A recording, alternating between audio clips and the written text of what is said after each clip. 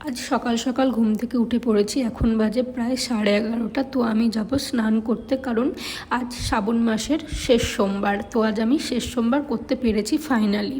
তো দেখো, স্নান করে চলে এসেছি আমি আমার ঠাকুর ঘরে।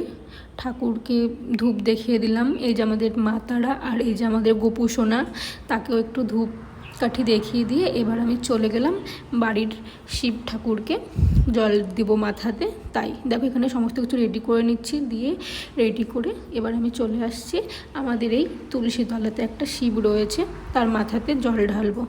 যাই হোক, 3 রকম ফল, বেলপাতা, ঘি, মধু মাখিয়ে তাকে দেখো আমি এখানে একটু পুজো দিয়ে নিচ্ছি, কারণ বাড়ির ঠাকুর ফেলে তো আর কোথাও যাওয়া যায় না। তো আগে বাড়ির ঠাকুরকেই দিয়ে দিলাম, দিয়ে এবার আমরা বেরোবো।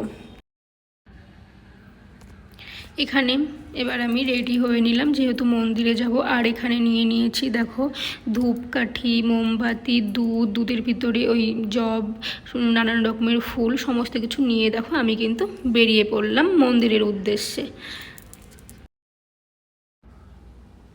ভাবনা চিন্তা ছিল তো যাব হচ্ছে পাতালেশ্বরের মন্দিরে, কিন্তু এত ভিড়, বাবারে বাবা, ভয় পেয়ে আমি আর ওখানে গেলামই না। গেলাম হচ্ছে ব্যাসপুর মন্দিরে।